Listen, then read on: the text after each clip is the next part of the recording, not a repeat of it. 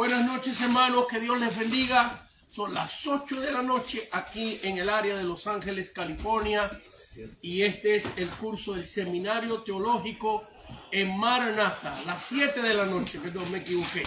7 de la noche aquí en el área de Los Ángeles. Y este es el curso del Seminario Teológico Práctico en Maranatha, la iglesia Maranatha. Y hoy estaremos estudiando, este es el libro que utilizamos. Aquí hay 3 años de clase. Todo el curso de un instituto bíblico, aquí usted lo tiene. Este libro ha sido usado por muchos pastores en diferentes países, en Argentina, en El Salvador, en Cuba, en Nicaragua, en muchos países ha sido utilizado este libro. Pastores, ministros, inclusive pastores han tomado este libro y han instalado su propio instituto bíblico usando el libro y han entrenado a sus obreros y a sus ministros siguiendo las clases. Así que aquí usted tiene todas las clases de 3 años, como si un pastor no está viendo cómo usted puede instalar su propio seminario, su propio instituto bíblico. Estudia una clase por semana con su Biblia y el libro, tiene toda la información y usted estudia esa clase y luego se la da a sus congregantes, a los hermanos que quieran prepararse, y da una clase a la vez, y en 3 años usted tendrá una cosecha de predicadores, de diáconos, si es la voluntad de Dios. El último año de este libro tiene cómo preparar estudios bíblicos, cómo preparar mensajes. Así que, bueno, sin más por el momento, Seminario Teológico Práctico. Esta es la portada, esta es la parte de atrás, y usted puede adquirir este libro en Amazon o en eBay. En Amazon o en eBay. Hoy estudiaremos la página 118. Gracias, hermano, por el libro que me prestó. Muchas gracias. La página 118 del libro y 119. Estamos estudiando diferentes sectas cristianas o grupos religiosos que se llaman cristianos. Algunos no lo son, aunque ellos digan que lo son. Y estamos estudiando los testigos de Jehová. La semana pasada dimos una clase de sus doctrinas y hoy continuaremos como qué creen los testigos de Jehová en relación a la Trinidad, a la doctrina que nosotros le llamamos Trinidad. Entonces, la página 118 del libro, ahí tenemos la clase que vamos a dar hoy. Y la clase empieza: diferentes creencias a través de la historia con relación al Padre y al Hijo. Así que vamos a ver primeramente históricamente que estas doctrinas que los testigos de Jehová tienen, hoy nos vamos a enfocar en lo que es la Trinidad. En otras palabras, la divinidad de la persona de Cristo, que Cristo es tan Dios como Jehová, Dios Padre, que el Espíritu Santo es tan Dios como el Padre y el Hijo. Y esto es básicamente lo que es la Trinidad. Un solo Dios compuesto de 3 diferentes personas. Y vamos a ver que estas doctrinas no son nada nuevo, sino que son doctrinas muy viejas, muy antiguas, y que el señor fundador de los testigos de Jehová, el señor Carlos Russell, o Charles Carlos Russell, leía los diferentes escritos antiguos con diferentes doctrinas refiriéndose a la persona de Cristo, y que estas doctrinas que niegan que Jesucristo es consustancial con el Padre, de la misma sustancia del Padre, estas doctrinas que niegan la divinidad del Señor, no son nada nuevo, sino son cosas que ellos estudiaron de maestros que fueron categorizados en el pasado como falsos maestros, como maestros con doctrinas equivocadas. No es mi intención tratar de ofender a nadie, aunque estoy seguro que lo voy a hacer, porque si alguna persona testigo de Jehová me está escuchando, le pido que me escuche, que me dé la oportunidad de mostrarle con las escrituras los versículos que hablan de que Jesucristo es tan Dios, es Dios encarnado y tan Dios como el Padre. Pero es mi trabajo de hablar con convicción de lo que creo. Si en algún momento mis palabras o mis formas ofenden a alguien, le pido de antemano disculpas. No es mi intención de ofenderles, pero tampoco quiero hablar de una manera muy pasiva, ni quiero hablar de una manera sin convicción por temor a herir a alguien. Quiero hablar con toda seguridad, con toda confianza de lo que creo.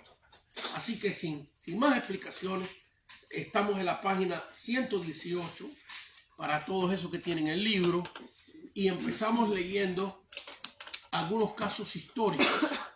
Muy bien, la nota empieza en número Romanos 1, dice diferentes creencias a través de la historia cristiana con relación al Padre y al Hijo. Creencias de los testigos de Jehová con relación al Padre e Hijo a través de la historia. Subtítulo 1, y estoy leyendo la página 118 del libro. Que Jehová el Padre es Dios Todopoderoso, que Jesucristo, el Hijo, no es Dios Todopoderoso, ni eterno, ni igual al Padre, sino una creación de Dios. Así que esta creencia de que Jesús fue creado en su persona por Dios, por lo tanto, si fue creado por Dios, hubo un tiempo que no existía. Antes que Dios lo creara, pues no existía. Entonces, si fue creado por Dios y hubo un tiempo que no existía, no es igual al Padre, que es eterno. Eso es lo que creen los testigos de Jehová. Nosotros no creemos eso. Nosotros creemos que tanto el Padre como el Hijo como el Espíritu Santo son Dios, un Dios compuesto por tres diferentes personas con los mismos atributos divinos. Así que vamos a ver algunos versículos donde los testigos de Jehová creen esto. Y nos vamos a Colosenses 1, versículo 15. Colosenses 1, versículo 15. Y vamos a ver de dónde ellos sacan estas doctrinas. Por supuesto, ellos tienen varios versículos bíblicos. Yo, por cuestiones de tiempo, leeré uno y explicaré la creencia de ellos. Colosenses capítulo 1, versículo 15. Esto es un versículo que ellos utilizan para mostrar de que si Cristo fue creado por Dios, hubo un tiempo que no existía. Y si no existía, entonces no es igual al Padre, que es eterno, que no tiene ni principio ni fin. Así que Colosenses capítulo 1, versículo 15, estoy en Filipenses, perdón. Filipenses, Colosenses capítulo 1, versículo 15 dice, Él es, aquí se está hablando de Cristo, Él es la imagen, empiezan por ahí, que no es Dios, sino la imagen de Dios. ¿Usted ve en un espejo su imagen? Le pregunto a usted. Usted ve en un espejo su imagen. Sí. Y en ese espejo su nariz luce igual que la suya, ¿verdad? Y los ojos, a no ser que tenga algún espejo ese especial, como algunas hermanas tienen, un espejo para que las haga lucir más joven. O si no, como hoy en los medios masivos, que la pasan por un filtro. Y en ese filtro no tiene, se quita 30 libras, se le quita las arrugas. Pero en un espejo normal, usted ve una imagen suya. Pero la pregunta es, ¿la imagen suya es usted? Esa imagen que usted está viendo, ¿puede pensar? ¿Por sí mismo puede hablar? ¿Ve? Vaya, si usted ve esa imagen hablando es porque usted está hablando, porque usted está delante del espejo. Entonces, ellos empiezan con esto, que Jesús es nada más la imagen del Padre. Note, Él es la imagen de Dios, del Dios invisible, el primogénito de toda la creación. ¿Lo ven ahí? Ese es el versículo que ellos utilizan. Por supuesto que en la Biblia una de las reglas de oro, una de las reglas más importantes con relación a la teología, al estudio, teo significa Dios y logia significa conocimiento. Cuando usted dice teología, está diciendo conocimiento de Dios. Una de las reglas para aprender doctrina es que no se debe hacer una doctrina de un versículo bíblico. Que ese versículo bíblico se tiene que comparar con el resto de la Biblia. Entonces ellos utilizan este versículo bíblico y dicen, mira, ¿ves ahí? Es el primogénito de la creación. Primogénito significa primero. Eso quiere decir que fue creado. Y si fue creado, hubo un tiempo que no existía. Y si Cristo hubo un tiempo que no existía, entonces no es igual que el Padre es eterno. Así es que ellos tratan de probar que Jesús no es igual al Padre, no es Dios Todopoderoso. Muy bien, vamos a ver qué dice la Biblia acerca de esto. Nos vamos al libro de Apocalipsis. Vamos a tratar de dar una explicación de esto, porque sí, ahí la Biblia dice que Él es el primero de toda la creación. Y Apocalipsis capítulo 13, versículo 8, anótenlo porque en sus notas ustedes no tienen estos versículos. ¿Ve? Y es importante, Apocalipsis 13, 8, usted no tiene estos versículos, yo se los he puesto. Apocalipsis capítulo 13, versículo 8, dice así. Aquí está primeramente hablando del anticristo y después nos da un dato muy importante. Y la adoraron, en otras palabras, la imagen de la bestia del anticristo, todos los moradores de la tierra cuyos nombres no estaban escritos en el libro de la vida. Noten lo que dice la Biblia. Y esto es lo que queríamos, esta es la explicación de Colosenses 1:15. Del Cordero que fue inmolado desde el principio del mundo. ¿A qué se está refiriendo aquí cuando dice el Cordero que fue inmolado? Cuando dice Cordero, ¿a quién se está refiriendo? A Cristo. Él es el Cordero de Dios que quita el pecado del mundo. Ahora fíjense que un cordero es una creación de Dios, ¿verdad que sí? Es un ser que Dios crea, ¿verdad? Me estoy refiriendo al animalito, ¿verdad? Y Cristo se está siendo comparado aquí con el cordero, noten, del cordero que fue inmolado. ¿Qué significa una inmolación? Matado. Pero en referencia a Dios, un cordero inmolado no es un cordero que se mata para comer y hacer un asado. Acabo de venir de Argentina, ¿no? Y ahí hay asado a las 11 de la noche, a las 2 de la mañana, a todas horas hay asado ahí. Entonces, aquí cuando habla de un cordero inmolado, no está hablando de un cordero que la familia mata para comer, sino un cordero sacrificado a Dios. Eso es lo que significa un holocausto. Un cordero que se sacrificaba a Dios para que Dios perdonara el pecado de Israel. ¿Ok? Entonces fíjense que este cordero, que es Cristo, que muere por nuestros pecados, ¿dónde dice? ¿En qué tiempo dice la Biblia que muere? Desde el principio del mundo. Desde el principio del mundo. Pero ¿cuándo fue que Jesús fue inmolado? ¿Cuándo fue? ¿Desde el principio del mundo? No. Realmente y físicamente Cristo fue inmolado en los tiempos de Poncio Pilato. A los 33 años de edad murió el Señor por nosotros. De la muerte de Cristo para atrás, porque dice aquí, inmolado desde el principio del mundo. Fíjense que desde el principio del mundo, lo primero que se inmoló fue la persona de Cristo. Pero la persona de Cristo no existía. Cristo encarnado como Cordero no existía. Pero Cristo en su divinidad sí existía. Pero fíjense que ya en la mente y en el plan de Dios, Cristo estaba sacrificado desde antes que el mundo existiera. Ya el plan estaba hecho. ¿Qué ejemplo le puedo dar yo a ustedes? Por ejemplo, yo trabajé de asistente ingeniero 20 años. En mi escritorio me traían un plan de trabajo, un folder, una carpeta de trabajo así de este grueso.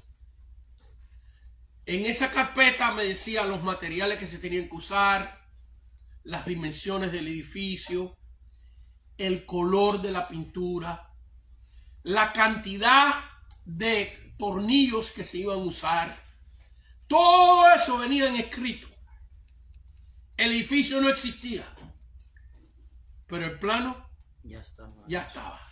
Y yo tenía que leer todo eso y empezar a hacer un plano. Yo hacía almacenes fríos más grandes que este aquí, que donde estamos nosotros. Hice para Hawái, hice para San Pedro acá, donde los barcos inmensos venían cargados de tuna, de plátano de Sudamérica. Y en estos almacenes fríos, que se diseñaban en una oficina en Burbank, no existían. Sin embargo, en los planos ya existían. Se sabía hasta el color. Por ejemplo, en Hawái, que diseñé uno de esos super almacenes, en las regulaciones o las peticiones del cliente, estaba descrito hasta los tipos de arbolitos que iban a haber frente al jardín. Y todo eso tenía que ser diseñado y no existía. Y una vez que estaba hecho en planos, se sabía de qué tamaño era, el alto, lo ancho, las unidades de refrigeración, la potencial que tenían. Como le digo, no nos podíamos equivocar, como eran edificios tan grandes, no nos podíamos equivocar ni siquiera de la cantidad de tornillos y clavos que se iban a usar. Porque un error ahí era de miles de dólares. Entonces, todo eso existía primero en una carpeta a petición de las cosas que el cliente quería. Luego ya se convertía en un plano donde no existía nada más que un papel y un plano. Y todo eso que se hacía un año o dos, por ejemplo, el proyecto de Hawái me tomó casi un año de trabajo, y después que se hizo el proyecto, la compañía me llevó a Hawái y yo pude ver con mis ojos todo lo que diseñé un año y pico atrás. Ya era una realidad. Entonces vemos aquí que cuando la Biblia habla de que Jesús como una creación, se está refiriendo a su humanidad. Porque en la cruz no murió Dios, murió Cristo hombre. La Biblia lo dice, ¿verdad? Que murió Cristo hombre por nosotros en la cruz, porque fue un hombre el que pecó y el que nos transmitió muerte, Adán. Por lo tanto, fue un hombre que en su obediencia a Adán, en su desobediencia nos transmitió muerte, pero Cristo en su obediencia nos transmitió vida. Entonces, cuando la Biblia habla de Jesús como una creación de Dios, se está refiriendo a su engendramiento, su humanidad, Dios con nosotros. ¿Ve? Ahí sí que la humanidad de Cristo es una creación de Dios dentro del vientre de María, al punto que es una creación de Dios de tal manera que no interviene la semilla de hombre, porque para que todos nosotros naciéramos se ocupaban dos cosas: se ocupaba la semilla masculina, hay otros términos para esto, por supuesto, y el óvulo de la mujer. Sin una de estas dos cosas no puede haber vida. No puede haber vida. Pero en el caso de Jesús, Dios usa el óvulo de María, y ahí viene la humanidad de Cristo, pero es engendrado por obra y gracia del Espíritu Santo. ¿Y quién hizo eso? Dios lo hizo. Entonces, cuando la Biblia habla de la creación, de que Jesús es el principio de la creación, se está refiriendo a su humanidad, no a su divinidad, como vamos a ver ahora que avancemos en la clase. Quería asegurarme, Pastor Alex, perdón, antes que te vaya, alguno de ustedes, que chequen, quiero ver si en Facebook está entrando. Sí, usted lo está viendo, perfecto. Perfecto, un saludo a todas las personas que nos ven en Facebook. Antes, cuando ustedes nos escribían, teníamos técnicos que le contestaban, y así vamos a hacer más adelante, pero últimamente no hemos podido hacer eso. Pero a esos que nos ven desde San Antonio, Texas, desde Argentina, desde El Salvador, o que nos van a ver en la grabación, un abrazo y gracias por concedernos el privilegio de su tiempo. Bueno, así que vamos ahora a la nota que tenemos, a la página 118, ya que hemos explicado esto, y vamos a ver que estas doctrinas no son nada nuevas. ¿Ok? La letra A, ¿están conmigo ahí? Amén. Arrio o el arrianismo. ¿Quién es este señor? ¿Ok? En el año 318, fíjense de que, ¿en qué fecha? 318. 318. Lo bueno de grabar así con el celular, eso que no están viendo, estoy grabando ahorita no con cámara, sino con mi propio celular, porque tuvimos un punto técnico ahí, una emergencia técnica.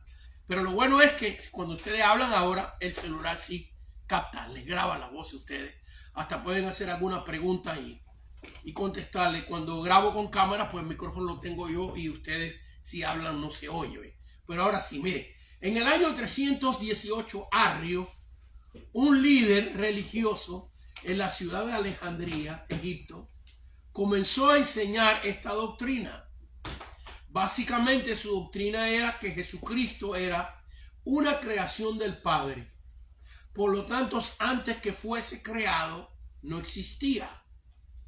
Por lo tanto, no era eterno, pues según Arrio hubo un tiempo donde no existía.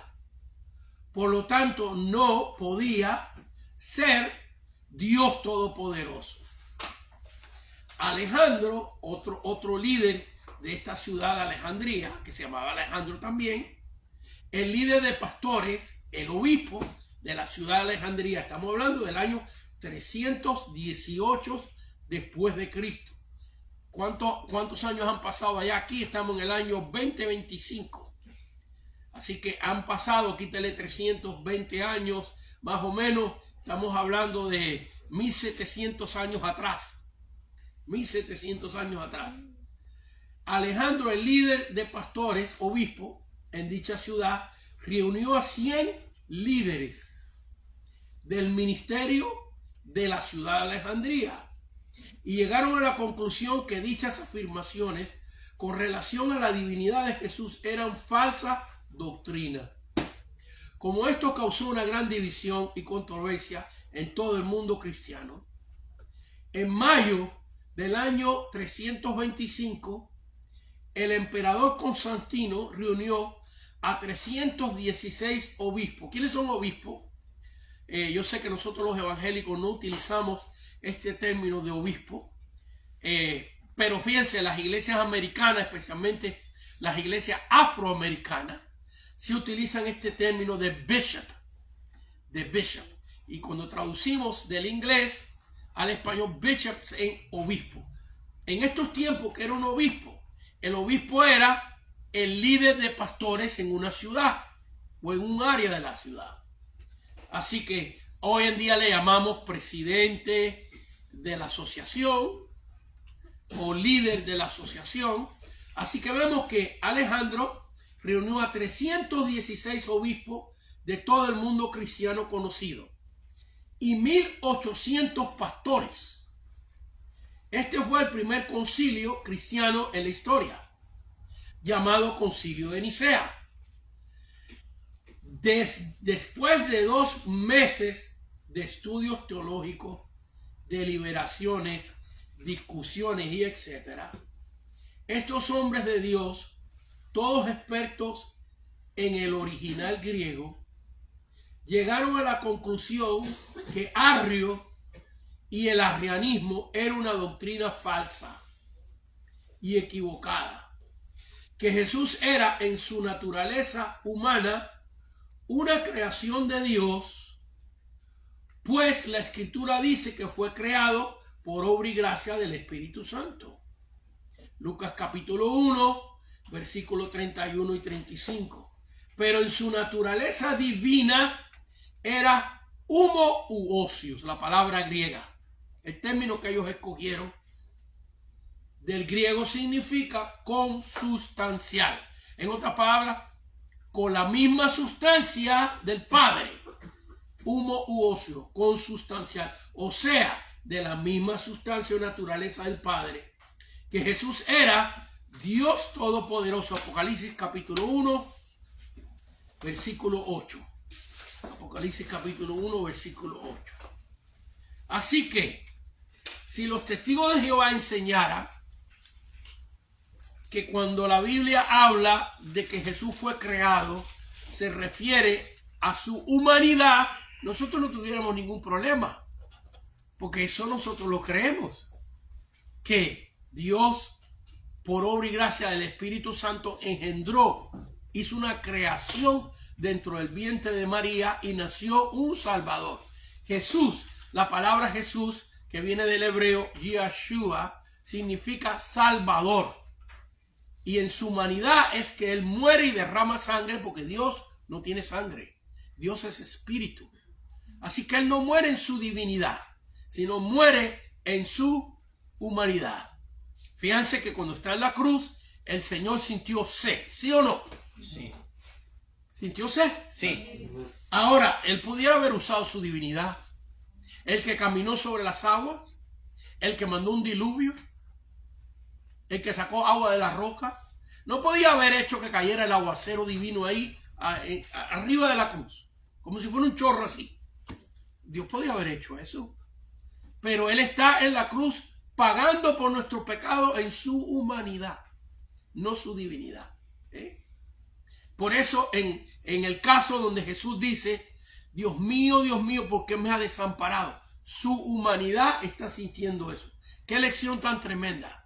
¿Cuál es la lección que Dios nos da ahí cuando Cristo en la cruz dice, Dios mío, ¿por qué me has desamparado?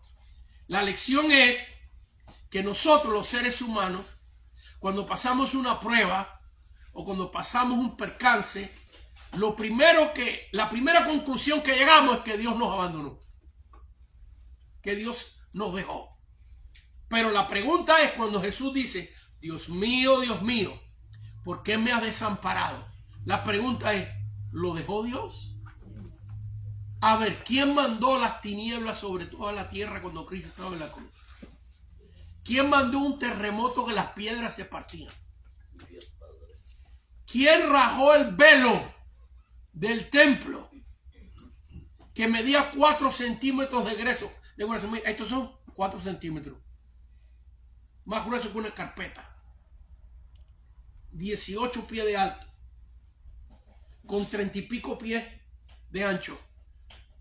Y casi 2 pulgadas de gruesor. ¿Quién rajó eso? ¿Ese no fue un sacerdote que estaba con un machete ahí cortando el velo? Fue la mano de Dios. ¿Quién tocó a Simón de Sirene, el negrito, para que se convirtiera? El que estaba cargando la cruz. ¿Quién tocó el corazón del ladrón que llegó al punto y dijo, nosotros merecemos lo que de verdad está pasando, acuérdate de mí cuando vengas en tu reino? ¿Quién tocó el corazón del centurión? Ahí en Lucas capítulo 23 hay 3 personas que se convierten. o que aceptan a Cristo, o que aceptan la divinidad de Cristo. ¿Qué dijo el centurión? Verdaderamente este hombre era justo, en otras palabras, no tiene pecado. Y en el libro de Marcos dice que el centurión dice, verdaderamente este era hijo de Dios. ¿Quién hizo todas esas cosas? Pues Dios. Así que Dios no lo abandonó, sino que Jesús está expresando en esa frase, Dios mío, ¿por qué me has desamparado? Está expresando lo que nosotros sentimos. El ser humano siente cuando pasa una prueba. Pero ¿cuál es la lección? Mira a tu alrededor, porque Dios está ahí. Cuando tú estés pasando una prueba, recuérdate de cuántas pruebas te ha librado Dios. Mira tu familia. Mira la casa que Dios te ha dado, el apartamento. Mira, hermanas mías, el closet tuyo de ropa. Que no te cabe un vestido más ahí. Mira y recuérdate con cuántos pares de zapatos entraste a este país. Y cuántos tienes ahora. Recuérdate eso de nosotros que somos emigrantes, porque muchos de ustedes son jovencitos y nacieron aquí y no saben lo que es esto. Pero recuérdate cuando vivíamos en nuestros países y querías tomarte un buen caldo de pollo, tenías que corretear la gallina en el patio y partirle el pescuezo y meterla dentro de una olla y viendo. Mire, los jóvenes aquí ni saben lo que es eso. Aquí tú vas a Pollo Loco y ya está. Y se acabó el problema, ¿ves? O a Pollo Juan o Kentucky Fried Chicken, ya. Ustedes no saben eso, ¿ves? Cuando llegamos a este país que no sabíamos inglés, que no sabíamos qué iba a hacer con nuestra vida. Muchos, quizás algunos de los que están aquí sin documentos, sin papeles. Y Dios, mira todo lo que Dios ha hecho. Entonces hay veces que se te daña la llanta de un carro y tú sientes que Dios te abandonó. ¿Ves? Dios siente que te cayó un catarrito y ya Dios me abandonó. ¿Ves? Entonces Jesús cuando dice eso, nos está dando la lección de que Dios no nos abandona. Aunque tu padre y tu madre te dejaran, yo no te dejaré. Las promesas del Señor, recuérdate. No mire las circunstancias, mira las promesas de Dios en tu vida. ¿Okay? Entonces, vemos aquí que Jesús, otra vez todo esto para explicar que el problema de los testigos de Jehová y de nosotros es que ellos no ven los versículos bíblicos que hablan de que Jesús fue creado en relación a su humanidad, sino que lo ponen en todas las personas de Cristo. Y nosotros creemos que hay una diferencia entre la humanidad de Cristo y su divinidad. Un ser con dos naturalezas diferentes. ¿Okay? Muy bien. Veamos la nota otra vez. La iglesia la letra B, esto es muy interesante. ¿Ves? La iglesia había tenido 300 años de persecución. Vaya, para el año 316, donde Arrias salió con esta doctrina, ya la iglesia llegaba a 200, 300 años de persecución. Y allí en aquel concilio de Nicea, esto es muy interesante, porque en ese concilio de Nicea se decidió cuáles de los cientos libros, porque mira, hay un libro de Noé, hay libro de Macabeos, hay libro de María Magdalena, el Evangelio de María Magdalena. Hasta Judas tiene un libro de un evangelio falso. Entonces en este concilio de Nicea en el año 325 que se reunieron a debatir la naturaleza de Cristo. Y Arrio decía que había un tiempo donde no existía, por lo tanto no era igual al Padre. Tuvieron 2 meses, es más que estuvieron más, miles de personas, miles de ministros, llegaron a la conclusión de que esos versículos tenían que ver con la humanidad de Cristo, pero en su divinidad Jesús era humo u ocio, consustancial con el Padre. Pero hay que entender esto, no solo se decidió en esa reunión allí eso, se decidió cuáles de los cientos de libros que se presentaron en esa reunión eran libros que iban a ser parte del canón, de la regla. Esto antes de llamarse Biblia se llamó canón. La palabra canón en griego, significa la regla. ¿Por qué se llama la regla? Porque una regla es para medir. Y esto mide tu vida. Y se escogieron los 4 evangelios. ¿Qué decidieron aquella gente? Aquella gente dijeron, vamos a escoger los libros que las iglesias, recuérdense que la iglesia cristiana ya tenía 300 años de existencia. ¿Cuáles son los libros que las iglesias de Jerusalén, de Antioquía, de Corintios, de Atenas, cuáles son los libros que ellos han aceptado como libros escritos por los apóstoles? Primeramente eso.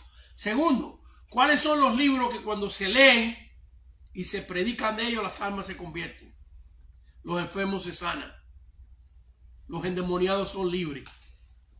Y escogieron exactamente lo que ya las iglesias, en otras palabras, estos libros, ellos no los crearon allí. Estos libros eran lo que las iglesias ya tenían por 300 años, o vamos a decir 250 años, utilizándolos.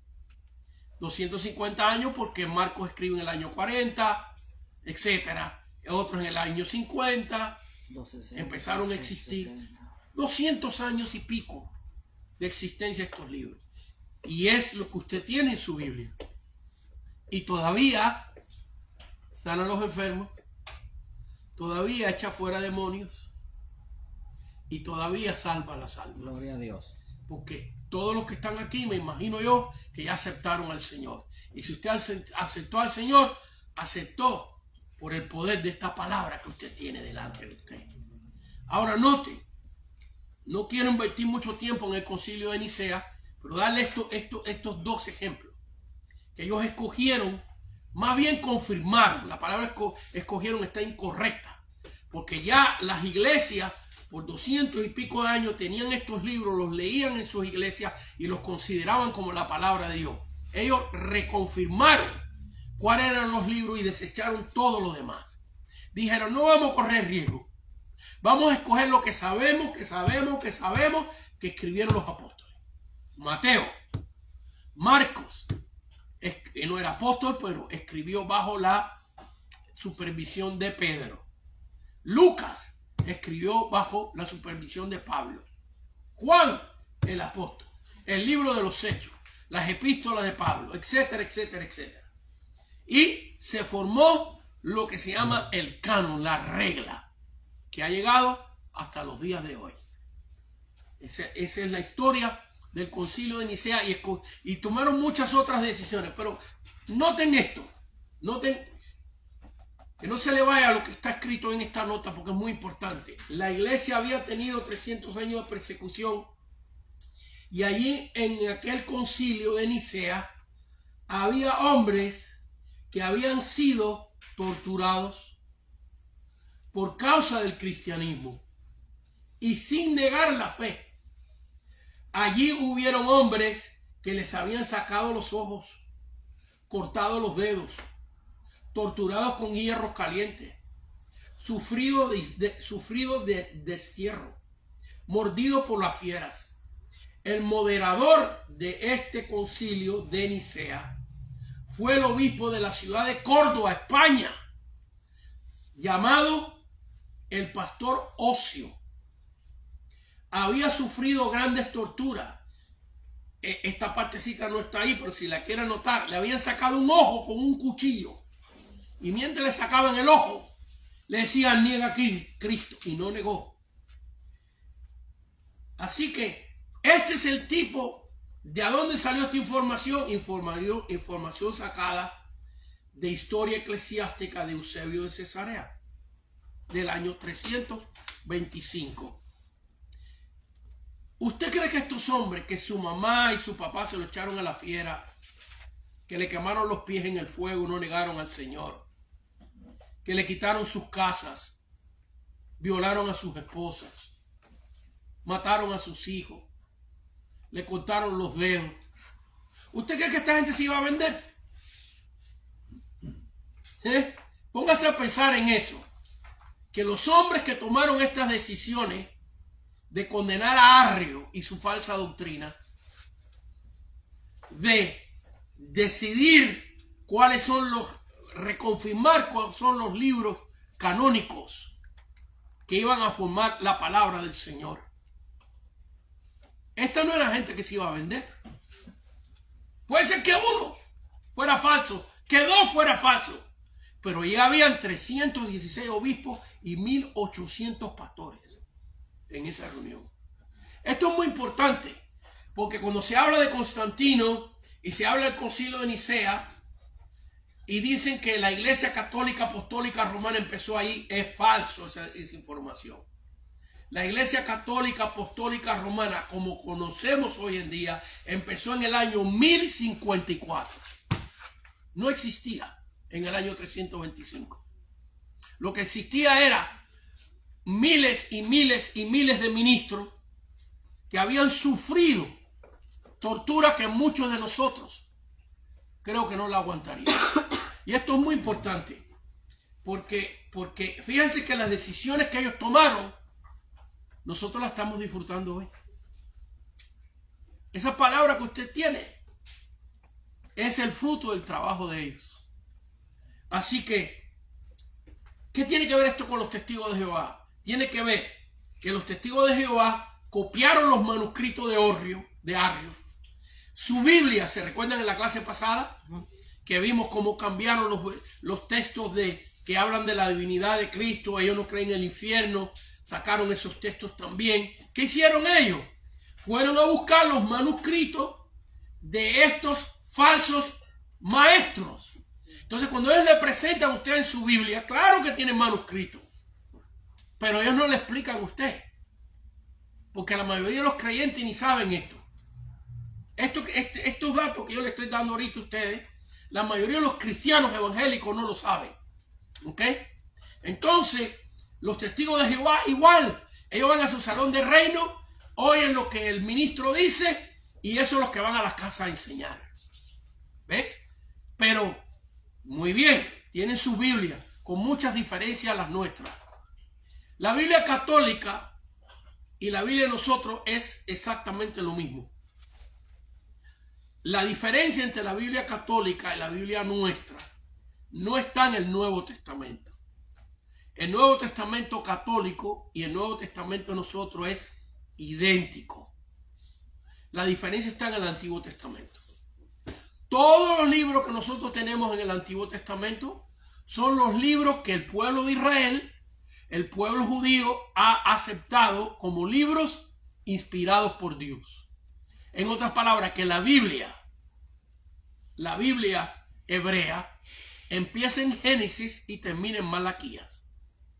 La Iglesia Católica tiene unos cuantos libros, tiene todos esos libros, desde Génesis hasta Malaquías, igualito que nosotros, pero tiene el libro de Enoc, tiene el libro de Macabeos, tiene libros, por ejemplo, el libro de los Macabeos, yo lo he leído, son libros históricos. Los israelitas los consideran históricos. ¿Quiénes eran los Macabeos? Unos revolucionarios hebreos que pelearon contra los griegos cuando los griegos quisieron dominar la tierra de Israel. Y por supuesto, Dios usó a esos Macabeos, así como Dios usó a Moisés. Pero los libros de los Macabeos son considerados por el pueblo de Israel como libros históricos. Así como ustedes leen la historia de Benito Juárez o de Abraham Lincoln. Tienen su importancia, su valor, pero no son inspirados como la palabra de Dios. Así que ahí, en un resumen breve, le estoy dando estos datos que son muy importantes. Muy bien, subtítulo 2. Que Dios se manifestó en 3 diferentes personas. Esa es una doctrina que aún los cristianos evangélicos la dicen. ¿Cuántas veces he oído yo esto? Dios se manifestó en 3 diferentes personas. Jesús no es una manifestación de Dios. Jesús es Dios encarnado. Una persona diferente al Padre. Y el Espíritu Santo es una persona divina diferente al Padre.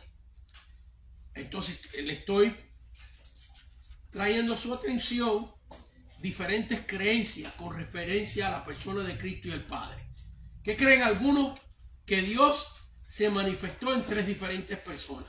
Ya esto no es doctrina de los testigos de Jehová, sino doctrinas que otros creen con relación al Padre y al Hijo. Que en el Antiguo Testamento Dios se manifestó como Jehová. En el Nuevo Testamento Dios se manifiesta como Jesús. Y ahora como el Espíritu Santo. No está compuesto de tres diferentes personas, sino que es una manifestación.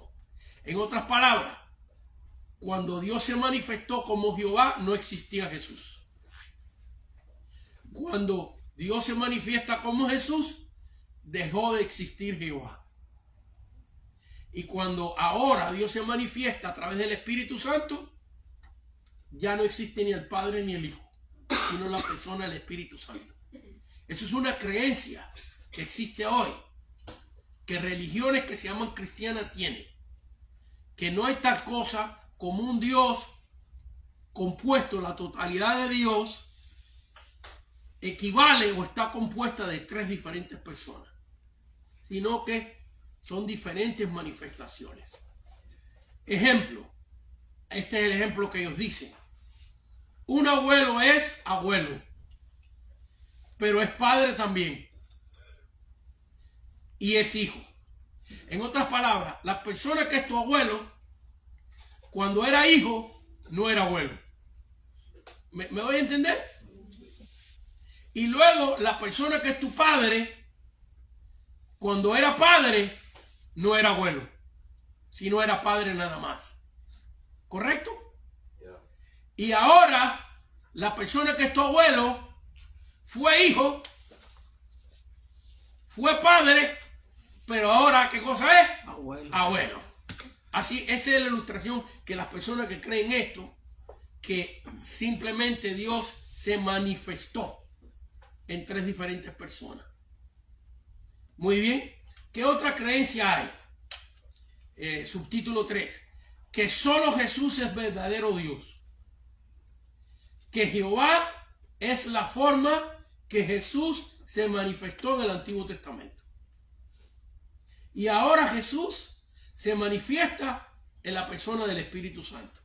Esta es la doctrina unitaria de lo solo Jesús. Estas y muchas otras más son creencias que muchos han seguido en el pasado.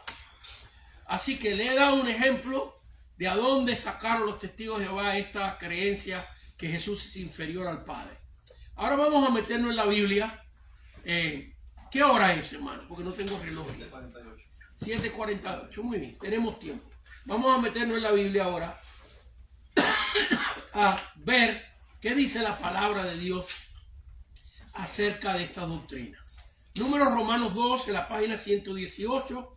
Los que están siguiendo las notas están divididas en partes principales, en números romanos, y luego en subtítulos de números regulares y letras. Número Romano 2, la doctrina de la Trinidad. Hay otro título para esta doctrina también, que es se titula Triunidad. Triunidad. ¿Verdad? Que el Padre, el Hijo y el Espíritu Santo están unidos. Son una triunidad. Me gusta mucho ese título también. ¿Ok? La palabra Trinidad no aparece en la Biblia. Pero tampoco la palabra Biblia aparece en la Biblia. Sino que son términos que explican un concepto. Así que, como les dije hace un rato, esto no se llamaba Biblia. ¿De dónde salió ese nombre? Sale de la palabra griega biblos, que significa libros. Pero mire, usted puede ver una concordancia y llamarle también, si quiere, biblos, libros.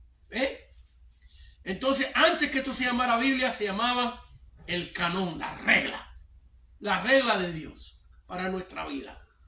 Entonces, la palabra Trinidad es verdad que no está en la Biblia. Los testigos de Jehová dicen, búsqueme la palabra Trinidad en la Biblia. Entonces yo le digo a ellos, búscame la palabra Biblia en la Biblia. ¿Ves? Porque ellos también le llaman Biblia, ¿ves? Entonces, y así sucesivamente, estoy dando un ejemplo nada más, pero hay otros de cosas que nosotros decimos que esos términos no están en la Biblia, pero los conceptos, el concepto de la Trinidad está en la Biblia. Y eso es lo que vamos a ver. Primera de Juan capítulo 6, Primera de Juan capítulo 5, capítulo 5.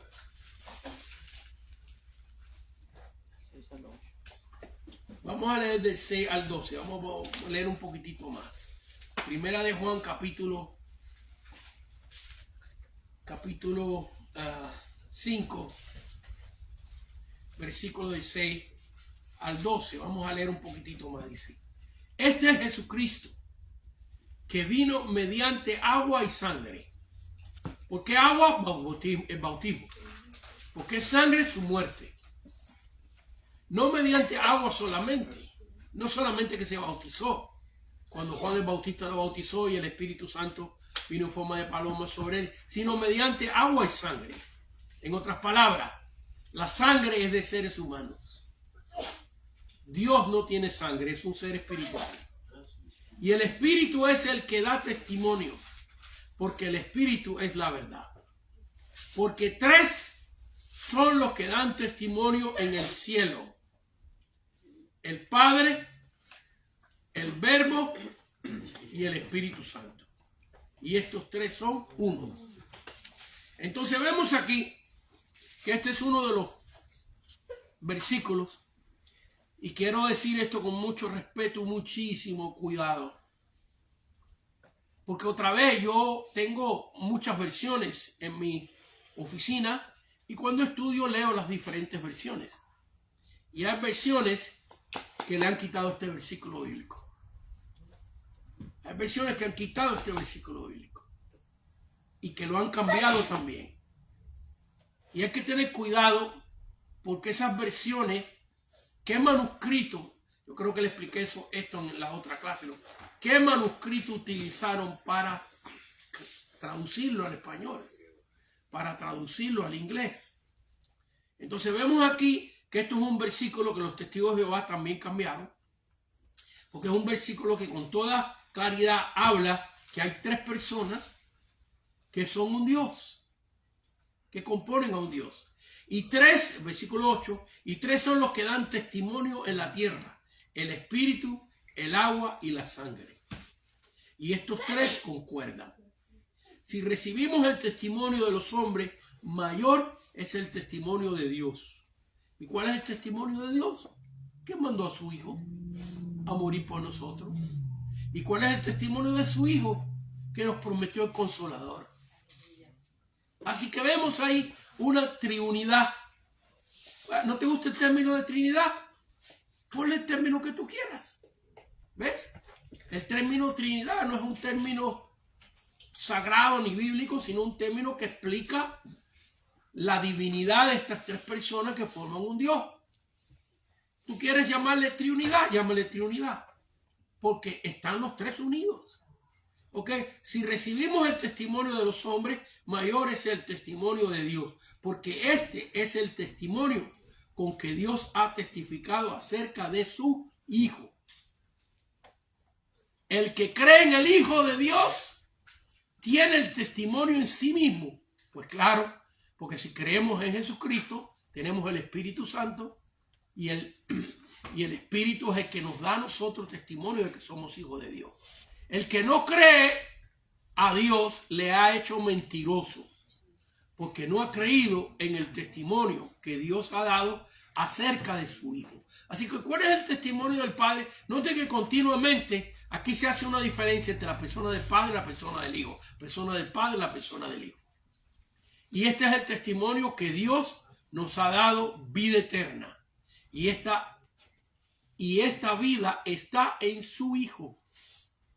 El que tiene al Hijo tiene la vida. El que no tiene al Hijo de Dios no tiene la vida. Así que aquí estamos empezando a ver versículos bíblicos que nos hablan de la divinidad de Cristo.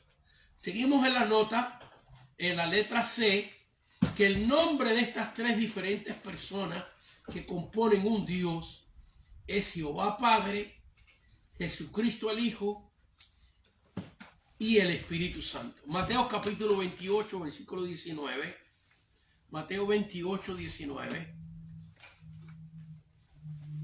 Y estamos simplemente empezando a leer la multitud de versículos bíblicos que nos hablan acerca de la divinidad de la persona del Hijo y del Espíritu Santo.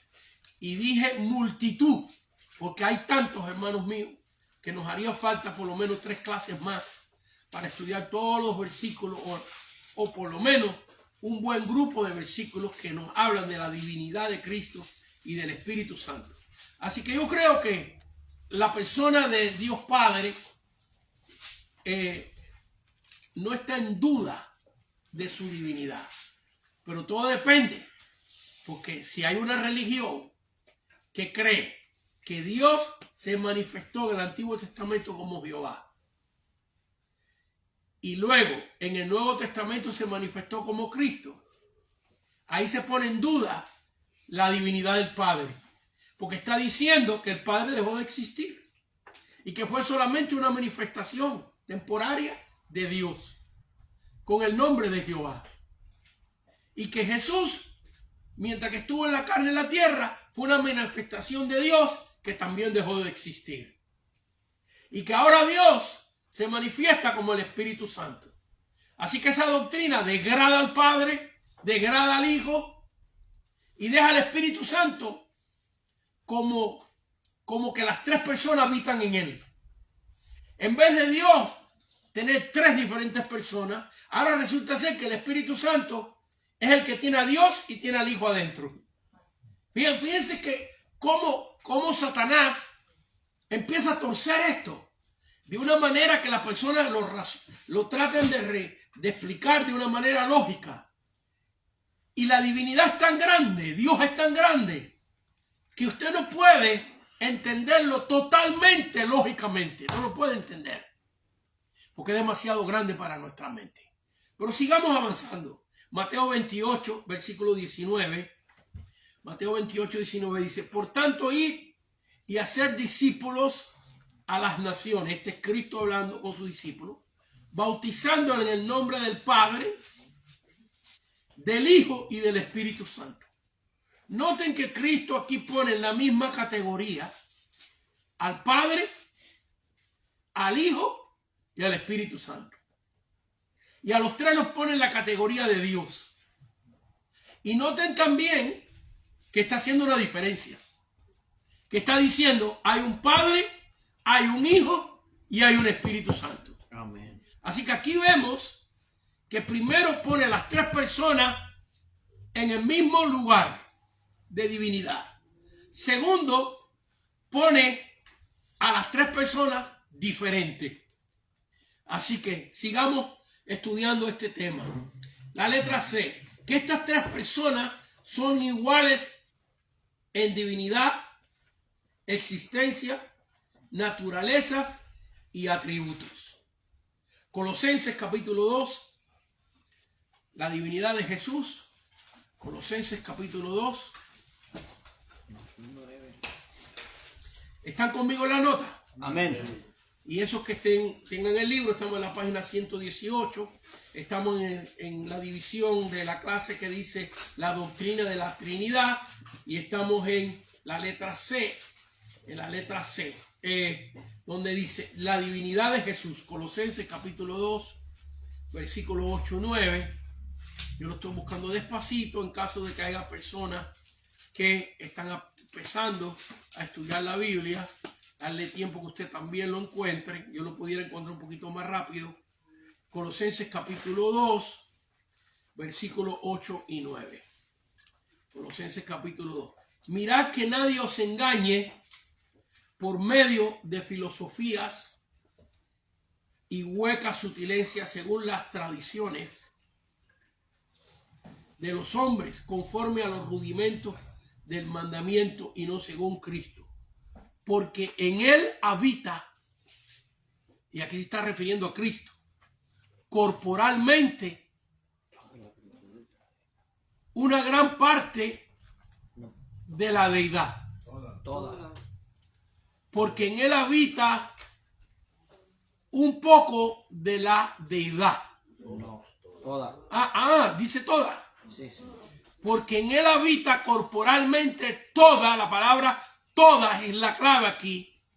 Porque los testigos de Jehová vimos que en Juan capítulo 1, versículo 1, dice que Jesucristo es un Dios y que es inferior al Padre.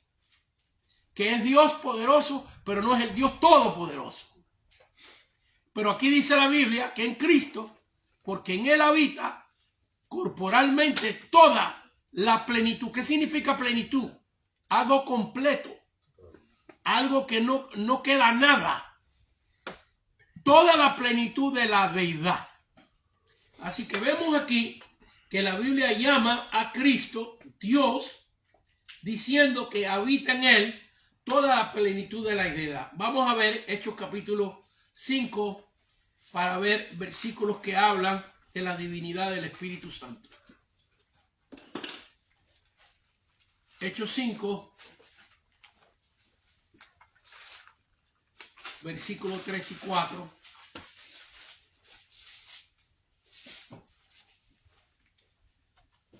Hechos 5, versículos 3 y 4. Aquí vemos el caso de Ananías y Zafira, que usted sabe que vinieron a entregar una ofrenda falsa. Por lo tanto, vino juicio de Dios sobre ellos. Y Pedro, que los está reprendiendo, porque ellos vinieron y le dijeron a Pedro, mira, aquí está toda la ofrenda. Pero habían sacado parte de la ofrenda para ellos.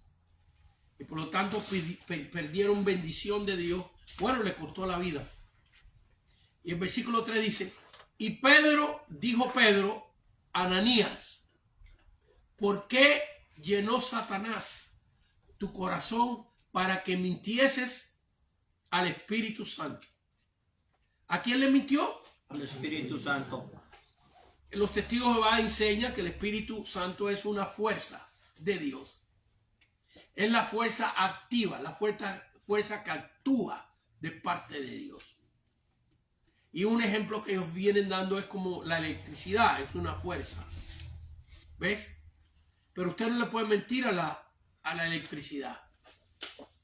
La electricidad no tiene razonamiento para entender si usted le miente o no.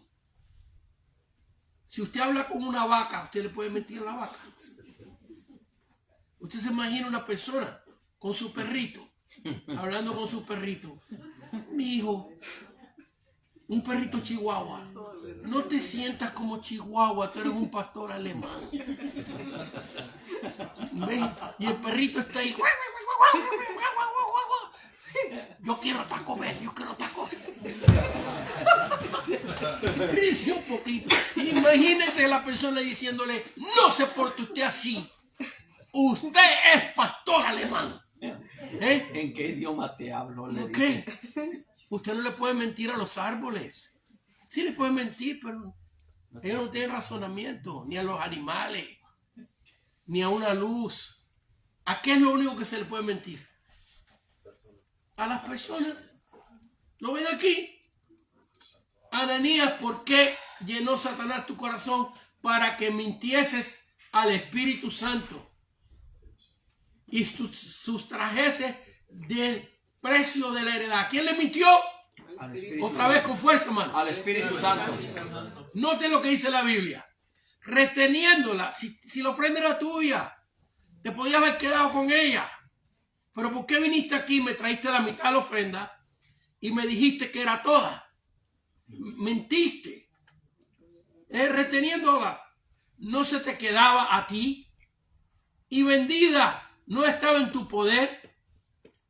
¿Por qué pusiste esto en tu corazón? Noten. ¿A quién le mintió? Al Espíritu Santo. No has mentido a los hombres, sino ¿a quién? A Dios. Ahí no dice Espíritu Santo. Ahí dice, ¿qué dice? No has mentido a los hombres, sino has mentido ¿a quién? A Dios. A Dios. Entonces primero dice que le mintió al Espíritu Santo y luego está diciendo que le mintió a Dios. Entonces vemos aquí que la Biblia, y otra vez, No va a alcanzar el tiempo hoy para yo entrar en todos los versículos que usted tiene en sus notas. ¿Ves? Estudien lo que tienen en su casa, porque recuérdense que tiene la página 119 también. ¿Okay? Que si le dan la vuelta a la página, ahí está. Léanlo con cuidado. Así que vemos aquí que hemos visto versículos que hablan de la divinidad de Cristo. Hemos visto versículos que hablan de la divinidad del Espíritu Santo. Veamos versículos que hablan de la existencia eterna. Fíjate que estos son atributos que tiene Dios Padre. ¿Verdad? Dios Padre razona, Dios Padre entiende, a Dios Padre no se le puede mentir, al Espíritu Santo tampoco se le puede mentir porque la Biblia dice que es Dios. Muy bien, vamos a ver dónde la Biblia dice que Jesucristo es eterno. Este es otro versículo bíblico. Yo les dije en la clase pasada que había muchísimos versículos que los testigos de Jehová han cambiado. Este es otro que vamos a leer, que no estudiamos la semana pasada, que ellos han cambiado. Y se han atrevido en este versículo a poner el nombre de Jehová Dios en su versión, que el nombre de Jehová no existe en el Nuevo Testamento, sino Jesús le llama Padre, le llama Dios, le llama Padre Eterno, pero el nombre de Jehová no aparece en la mayoría, vamos a decir así, en la mayoría del Nuevo Testamento. Pero en este versículo, Jesús, en la revelación que le está dando el apóstol Juan, en el libro de Apocalipsis, dice: yo soy el alfa y la omega, el principio y el fin. En otras palabras, yo soy eterno, que es el alfa y la omega, la primera y la última letra del abecedario griego. Y luego aclara: yo soy el principio y soy el fin. ¿Dice quién? El Señor. El Señor. El que es, que siempre fue eterno, y que era, y que ha de venir. ¿Quién es el que va a venir en las nubes? ¿El Padre, el Espíritu Santo o Cristo? Cristo. El que ha de venir. ¿Y qué más dice? El Todopoderoso. Entonces el que ha de venir, que es el alfa y el omega, que es el principio y el fin, se está llamando a sí mismo Dios Todopoderoso. Así como el Padre es Dios Todopoderoso. Hebreos capítulo 9, versículo 14. Hebreos 9, 14 nos habla de la eternidad del Espíritu Santo. Hebreos 9, 14. La Biblia dice así: cuanto más la sangre de Cristo, el cual mediante el Espíritu eterno, mediante el Espíritu ¿qué? ¿El Espíritu qué? Eterno. Leámoslo otra vez. Cuanto más la sangre de Cristo, el cual mediante el Espíritu eterno, a través del Espíritu Santo, en otras palabras, que cuando Cristo se entregó a la cruz, es una decisión del Padre, es una decisión del Hijo y es una decisión del Espíritu Santo. Así que vemos aquí que la Biblia nos dice que el Espíritu Santo es eterno. Vemos que la Biblia nos dice que Jesús es eterno. Muy bien, en Isaías capítulo 42, versículo 5, nos dice bien clarito que Jehová Dios es creador. Yo creo que eso ni lo vamos a leer, pero ni tuviéramos que leerlo porque todos estamos de acuerdo que Dios Padre es creador. Y vamos a ver que Jesús también es creador y que el Espíritu Santo también es creador. Isaías 42, 5 dice así: así dice Jehová Dios, creador de los cielos y el que despliega, el que extiende la tierra y sus productos, el que da alimento al pueblo que mora sobre ella y espíritu a los que por ella andan. Así que vemos aquí un versículo bíblico, y hay muchísimos, que nos muestra bien claro que Jehová Dios, para eso que nos están viendo, los testigos de Jehová se han acaparado este nombre como si el nombre de Jehová fuera de ellos nada más. Pero hay que entender que todos los evangélicos, metodistas, presbiterianos, bautistas, pentecostales, todos los que entramos dentro del grupo de evangélicos, creemos en el nombre de Jehová. Porque el nombre de Jehová es el nombre de Dios Padre. No es una propiedad de los testigos de Jehová. Entonces, como los testigos van por las casas y todo eso, cuando nosotros los evangélicos hablamos de Jehová, la gente nos confunde y se cree que somos testigos de Jehová. No. Ellos son testigos. Así dicen ellos. Pero nosotros somos más que testigos. Nosotros somos hijos. Porque a todos los que han creído en su nombre, Dios los constituyó hijos de Dios. ¿Y quién tiene más derecho? ¿El testigo o los hijos? ¿Quién tiene más derecho? Entonces nosotros tenemos más derecho sobre el nombre de Jehová que aún ellos mismos. Muy bien. Entonces, vemos aquí, regresando a las notas, que Dios es creador. Pero vamos a ver ahora también, el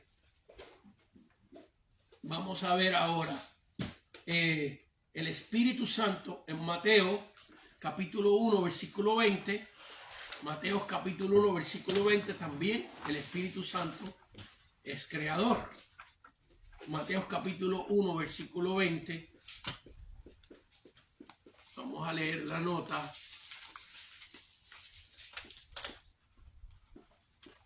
Mateo capítulo 1 versículo 20. Y dice así: y pensando él en esto, he aquí un ángel del Señor le apareció en sueños y le dijo: José, hijo de David, no temas en recibir a María tu mujer, porque lo que en ella es engendrado del Espíritu Santo es. Así que vemos una vez aquí que no solamente estuvo involucrado en el engendramiento de Cristo el Padre, sino que ¿quién más estuvo involucrado? ¿Qué dice aquí? El Espíritu Santo. Dígalo con fuerza para que se oiga la grabación. El Espíritu Santo. El Espíritu Santo. Entonces fíjense que cuando María concibe, es obra del Padre, es obra del Espíritu Santo y es obra del Hijo, porque fue una decisión hecha antes que el mundo existiese. Por el conocimiento, la omnisciencia, que significa omni, todo ciencia, todo conocimiento de Dios. Así que vemos aquí que el Espíritu Santo también es creador. Muy bien. Vamos a ver entonces que Jesús también es creador. Vamos a ir a Juan capítulo 1. Juan capítulo 1. Juan capítulo 1 y vamos a leer unos cuantos versículos. Así que hemos visto que el Padre es eterno, Cristo es eterno, el Espíritu Santo es eterno. Hemos visto que Jesús, que el Espíritu Santo es una persona que no se le puede mentir y que la Biblia lo llama Dios. Hemos visto que el Padre está en la creación, el Espíritu Santo está en la creación y la palabra del Señor que nos dice de Cristo con relación a la creación. En el principio era el Verbo y el Verbo era con Dios y el Verbo era Dios. Así que otra vez aquí más claro, la Biblia nos está diciendo que este Cristo, a ver, ¿quién es este Verbo? Mire el versículo 14. A ver, dígame quién es el Verbo. Vamos a leer el versículo 14. Juan capítulo 1, versículo 14. Aquel Verbo fue hecho carne y habitó entre nosotros y vimos su gloria, gloria como del unigénito del Padre, lleno de gracia y de verdad. ¿Quién es el Verbo? Jesucristo. El que se encarnó. Muy bien, nos regresamos al capítulo 1, versículo 1. En el principio era el Verbo y el Verbo era con Dios y el Verbo era Dios. ¿Se recuerda en la clase pasada lo que hicieron los testigos de Jehová? Cambiaron el texto y le pusieron y en la palabra o el Verbo era un Dios. Pero aquí dice que era Dios. Este era en el principio con Dios. Todas las cosas por Él fueron hechas. Y sin Él, nada de lo que ha sido hecho fue hecho. En Él estaba la vida y la vida era la luz de los hombres. Así que vemos aquí que Cristo estaba involucrado en la creación. Vamos a irnos a Colosenses capítulo 1. Colosenses capítulo 1. El Padre creó, el Hijo estuvo en la creación y creó también. Y hay tanto de este tema que otra vez no alcanzaría el tiempo. A ver, ¿quién me da la hora, por favor? 8:15, nos quedan unos pocos minutos nada más. Así que vemos aquí Colosenses capítulo 1, versículos 16 y 17. Él es la imagen del Dios invisible, el primogénito de toda la creación. Ya explicamos eso, que se refiere a su humanidad. Porque en Él fueron creadas todas las cosas, las que hay en los cielos y las que hay en la tierra, visibles e invisibles, sean tronos, sean dominios, sean principados, sean potestades. Todo fue creado por medio de Él y para Él. Y Él es antes de todas las cosas, y todas las cosas en Él subsisten. Así que vemos aquí que Cristo estuvo involucrado en toda la creación. Y si nos vamos a Génesis capítulo 1, rapidito, me quedan unos poquitos minutos nada más. Génesis capítulo 1, versículo del 1 al 3, vamos a ver aquí. Ahora lo que le voy a explicar no está en sus notas, así que si quieren anotar, es importante. Estamos viendo la creación. Vamos a leer primeramente el capítulo 1, versículo 26. 1:26. Aquí Dios Padre, con relación a la creación, en este caso la creación del hombre, Génesis 1:26. Entonces dijo Dios. Recuérdense que creemos que Dios está compuesto, la totalidad de Dios. La palabra Elohim significa un Dios en plural. En otras palabras, un Dios compuesto de tres diferentes personas. Hagamos al hombre a nuestra imagen, conforme a nuestra semejanza. Los testigos de Jehová dicen que Dios aquí está hablando con los ángeles. Pero hay un problema. Que Dios Padre está diciendo, hagamos al hombre a nuestra imagen, conforme a nuestra semejanza. El Dios Padre está dirigiendo a personas que tienen el poder que Él tiene. Porque los ángeles no crearon al hombre. Fue Dios el que creó al hombre, el polvo de la tierra. Y los ángeles no pueden hacer milagros. ¿Sabe usted eso? Usted dirá, no, pero espérese, si en la Biblia nos muestra que los ángeles sacaron a Lot y a su esposa y a sus hijos de la mano de Sodoma y Gomorra, y lo vemos que hacían fuego y hacían milagros. Ellos no hicieron ningún milagro, el milagro lo hace Dios. Ellos solo hacían los milagros bajo el orden y la autorización de Dios, igualito que como tú haces milagros. Nosotros no hacemos milagros, los milagros los hace Dios a través de nosotros. Entonces Dios está hablando aquí con seres que tienen la habilidad de hacer lo que Él hace. Hagamos al hombre a nuestra imagen, conforme a nuestra semejanza. Nos vamos al capítulo 1. En el principio creó Dios los cielos y la tierra estaba desordenada y vacía. Y las tinieblas estaban sobre la faz del abismo. Y el Espíritu de Dios, fíjense que está hablando del Padre, está hablando del Espíritu, se movía sobre la faz de las aguas. Y en el versículo 3, y dijo Dios, sea la luz, y fue la luz, y vio Dios que era buena la luz, y separó la luz de las tinieblas, y llamó Dios a la luz día, y a las tinieblas llamó noche, y fue la noche y la tarde de un día. Así que vemos aquí que Dios dijo, porque tengo que ir al grano, ya el tiempo se me ha agotado, sea la luz. Pero ¿qué pasa? Que este es el primer día.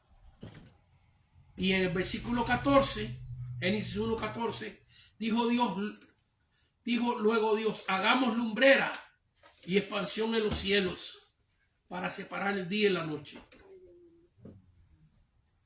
Entonces aquí en el cuarto día, en la creación del sol y los astros, y Dios le llamó un día también. Y le llamó día y noche. Aquí en el cuarto día empiezan los días de 24 horas. Porque lo que marca las 24 horas es la rotación de la tierra alrededor del sol. Entonces, gracias, hermano. Entonces, ¿de qué luz está hablando? ¿De qué luz está hablando Dios en el primer día? si el sol y la luna no existían? De Jesús. Exactamente. ¿Qué dice la Biblia en Juan 8:38? No tengo tiempo para que lo busquemos, hermano, nos quedan 10 minutitos nada más. Jesús dijo, yo soy la luz ¿de qué? Del mundo. Yo soy la luz del mundo. Refiriéndose a los hombres y refiriéndose a la creación. Entonces vemos que antes que existiera sol, electricidad, porque la electricidad viene de la rotación de la Tierra y los rayos solares y etcétera, de la creación. Antes que existiera la luz que nosotros conocemos, luz, ya había luz. Y la palabra, cuando la Biblia dice sea la luz, es la palabra hebrea lizor. Si lo quieren anotar, es L-I-Z-H-O-R, lizor, que es la palabra hebrea que significa resplandece, brilla, ilumina. Así que Dios está diciendo el primer día, ilumina, brilla, resplandece. Y Cristo dijo, yo soy la luz del mundo. Aquí está Cristo en la creación. Y Dios dijo, hagamos al hombre a nuestra imagen y semejanza.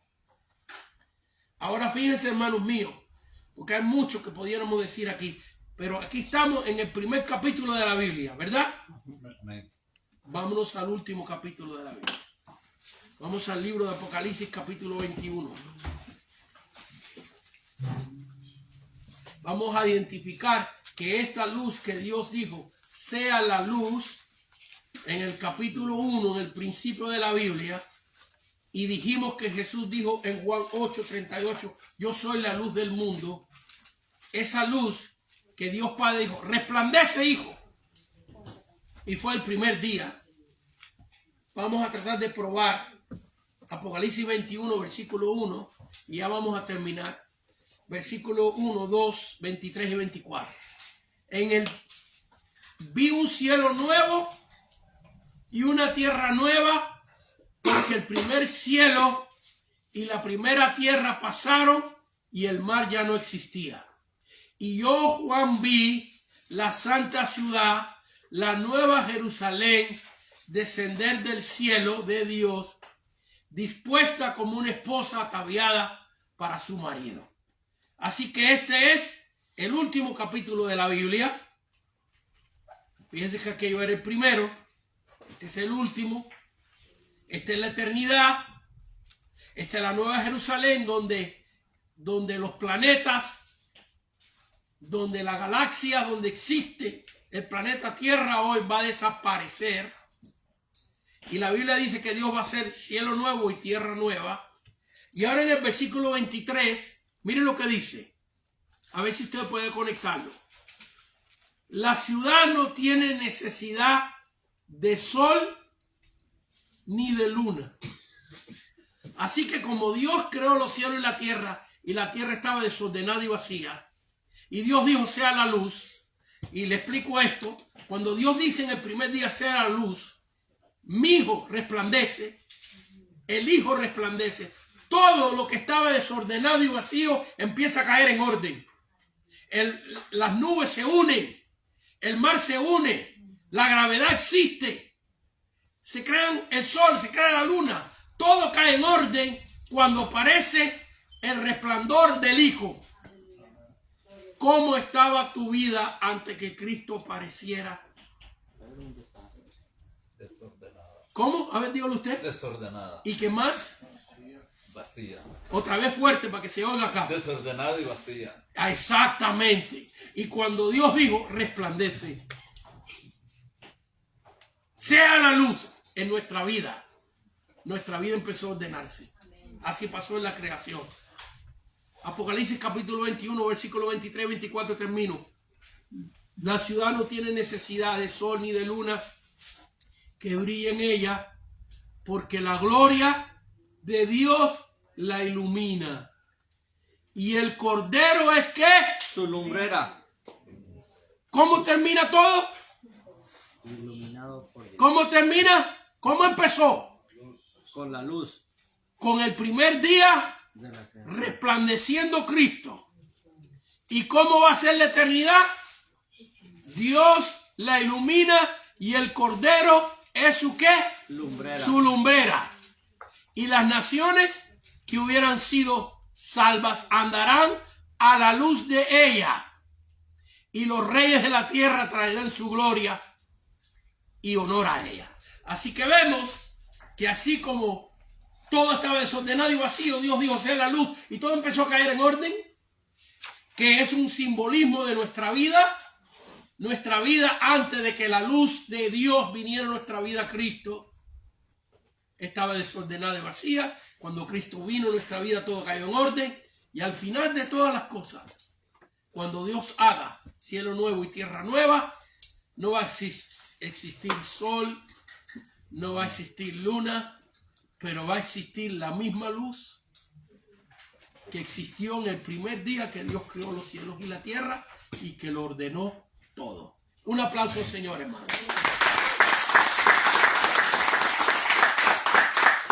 Señor, te damos gracias por este tiempo que hemos tenido de estudiar tu santa palabra. Te pedimos por los testigos de Jehová, que tú los ilumines. Es más, que quiero brevemente contarle esto. Mi esposa fue 4 años testigo de Jehová. Y un día visitó una iglesia evangélica y leyó estos versículos bíblicos y se convirtió al Señor. Así que yo hoy quiero orar por los testigos de Jehová. Señor, esos que están ahí, que tú has escogido, tráelos a tu palabra y tráelos a ti, Jesús, que eres la luz que Dios Padre, que Jehová escogió para iluminar a este mundo perdido. En el nombre de Cristo Jesús, nuestro Señor y Salvador. Amén, amén y amén. Tengan buenas noches.